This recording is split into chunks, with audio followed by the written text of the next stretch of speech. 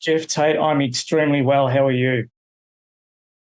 I'm uh I'm very relaxed. I was going to say you I'm in look Rio very Rio I'm in Rio de Janeiro, and I'm off for like 5 days, so I'm just chilling. yeah. I noticed on Facebook you checked in from Rio, and I thought it looks fantastic down there. How's the tour going at the moment? Well, the tour has stopped, which is great for like 5 days. Yeah, Fabulous. taking So a when do little you a pick it little up again? breather. Whereabouts do you pick it up again? I think we pick it up in Sao Paulo Right, for like 3 or 4 days. 4 days, I think it is. fantastic. Hey, happy 34th birthday too for the 14th of January. Thank you. By the way, how's your health overall? I understand you had a bit of a heart scare going back last year. I did. I had open heart surgery back in June, and it was quite an ordeal. I'd never been in a hospital before in my life, so this was really kind of a new thing for me. But I survived, as you can see, and and I'm still rocking, as they say. That's fantastic. Hopefully for another 30 or so years at least. Well, apparently that's the guarantee Oh, on is the it? valve that I had put in. It's good to have a warranty with that. So, hey, Yeah. it's been almost 3 years since you were last down in Australia, and last time we chatted was just before you came out for the Mindcrime anniversary tour, and you wrapped it up in Melbourne here, and I was lucky enough to be there to witness that and to just be in total awe over it. Do you feel as though there's now been a full stop placed at the end of the Mindcrime album at this point?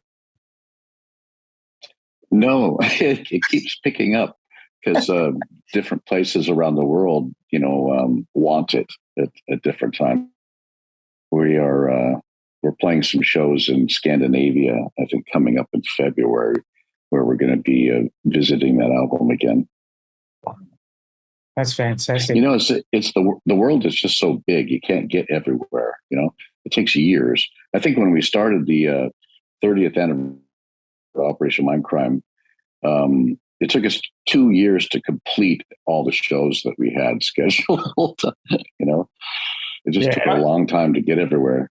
I guess if people are asking for it, then why not go out and deliver it? Yeah, that's kind of the thinking too. And so this time around, though, and I remember last time you were here, you promised that we'd get the anniversary tour for Empire as well as the Rage for Order set. So really excited that now that we've got that COVID pest sort of out the way, we can actually come along and see that happening in the next month or so. Yeah, I can't wait.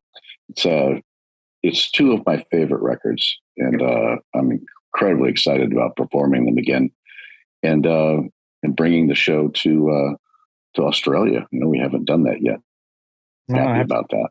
absolutely. And in terms of the band lineup, is it the same as it was last time with Jack, Kieran, and the other guys? Yeah, Jack and Kieran are there. Alex Hart is on guitar. No. Oh, excuse me. James Brown is on guitar. He was last time, I believe. And but we have a new drummer, Danny Laverde. He's from Cincinnati, Ohio. Incredible drummer. And yeah, we'll be coming your way soon.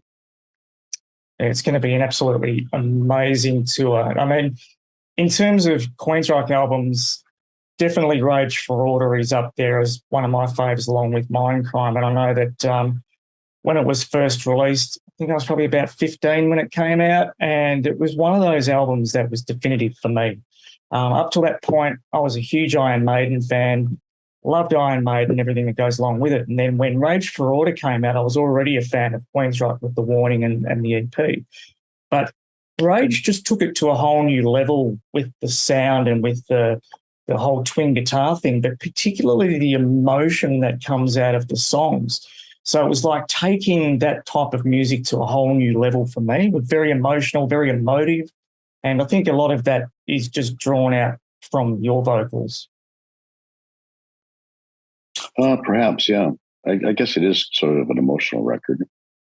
Um, I know that it's incredibly challenging to perform, especially when I first started doing it. Typically, when you release an album, you maybe take one or two songs from that album and you add them onto your existing set of performance songs. And that was the kind of the Queensrÿche way for me. So I never got a chance to really play the whole album, all the songs. So doing a presentation like this is, first off, it's amazing for me. I have to speak from a selfish standpoint here. I really love being able to, and I thoroughly enjoy it. And the two records, Rage and Empire, are very different from each other. So, when we switch from one album and then we go into Empire, it's a pretty dramatic shift, in the show. Definitely. And just on that too, what songs were there off Rage that you hadn't played with the band previously? I think just about everything. I think the only songs that we played off of the Rage for Order was Walk in the Shadows and Screaming and Yeah. I think that was it. And the rest, never, Yeah, that's amazing. No, I'm very, very, very much looking forward to that, as well as the Empire album as well, which was a huge success, obviously, for the band around the world. And I believe Silent Lucidity, I think I was watching, what was I watching? I was watching some TV series on Netflix about a year ago or something, and Silent Lucidity was the closing theme song for it. And I thought, I just got chills straight away. I thought, oh my God, that's amazing. So it's obviously got a lot of contemporary reach still too. Do you find a lot of people sort of getting onto it that had never heard it up until recently, or is it really mainly the older fans that are sort of coming along and hearing Empire? I hear that song and I hear other songs of Empire everywhere around the world as I travel. It's the strangest. Oh, that's great. Like you were saying, songs are in movies and commercials, and I heard it in an escalator at a shopping mall in Frankfurt, Germany, the other day. They must have known you were there. I don't know. It's my music has now become elevator music. Definitely not. Definitely not. Hey, one of the things that I did love, and I remember when it first came out, I think Scarborough Fair, which was a B-side from one of the single releases back in the Empire cut. Although I think it was recorded much earlier than that, but that's an amazing rendition of Scarborough Fair for mine. Is that something that sort of resonates still with you, that particular recording? Well, I actually, honestly, I haven't listened to it in years, but I do remember the song and recording it. It was sort of an impromptu jam, really. We just sort of were playing around in the studio, which was sort of our habit then. And I think somebody started playing the riff, and I knew the song because I was a Simon & Garfunkel fan. I started singing along and happening, and our engineer just pressed record. Perfect. I'm glad they did, because it's a great version of the track. So obviously with Empire, Operation Mindcrime, Rage for Order sort of having their anniversary tours, is there anything in the works for, say, Promised Land coming up in the future? Well, I have had requests, from different promoters around the world to play that album. And just recently, I can't remember exactly when it was, but I'm going to venture to say it was sometime in October of this last year. We played it in Belfast, Ireland, the whole thing. Wow. Specifically because the promoter asked me to, and sold the show around that, Yeah. And it was one of my first shows coming back from my heart surgery, Mm. and playing those songs, I really wasn't ready for how emotional that record is and how it affects the audience. Yeah. There was a lot of emotion in the room with that album, and I wasn't expecting that because I hadn't played the whole thing since I think '95 or something like that. Right. And it was new. It was new to people then, and now it's people have lived with it, so it's become personal. So when you do Someone Else, do you go with the full band version, or do you just stick with the piano arrangement? Well, I prefer the piano version, honestly. Yeah, I think it has an intimacy that I think the lyrics need. Yeah, totally agree. Totally agree. Any future projects coming up for yourself in terms of writing, recording, anything that's on the horizon for Geoff Tate? Well, I started doing these very fun projects called Sweet Oblivion with my Italian record company, Frontiers.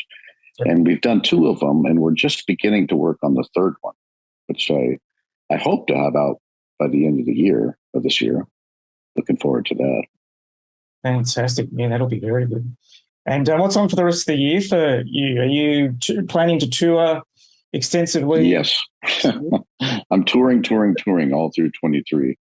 Well, it's packed, jam-packed. We're playing in really different places like Peru. Never played Peru. Costa Rica, never played there. Ibiza, Sardinia, places I've never ever visited even, so I'm really looking forward to that. Oh, that's exciting. That's absolutely amazing. Well, you must be wrapped with the longevity that you've had over the last so years.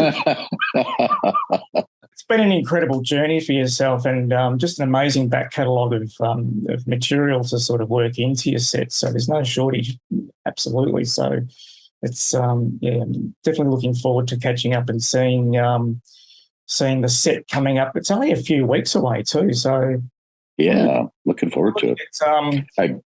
I booked my tickets to Australia this morning. Oh, really? So yeah, it came to me over the email, and there it was. Had my seat assignment and everything. Oh, it's good. So you can't back out now. You've got to do it. There's no no way out of it. But it's awesome because you're playing the Croxton again in Melbourne, which I'm really looking forward to. Oh, great. And then I think you go to Sydney and then Adelaide after that. So you've got a few shows there for us to soak up and really enjoy. So I'm looking forward to it. Great. And so what's happening at the moment for the winery side of things for yourself? Is that still something you're working on? Yeah. Yeah, the wine is flowing, as they say. Yeah, we for those of you that don't know, we have a Sauvignon, a Pinot Grigio, and a Pinot Noir, a red and a white wine that we make, and it's made in southwestern Germany, right on the border between France and Germany. What's called the Alsace region. Nice. Great wine. And I'm very proud of it. My partner, Friedhelm Rinkelen, and I have worked very hard to make this two very special wines. And it, I think once wine fans will really enjoy it, I think. Absolutely. What's your favorite between the two, between the red and the white? Well, I like the white for breakfast and the red for every other meal. I love it. That's perfect. And what about Aussie wines? Have you had a chance to taste many Australian wines in the past? I have actually.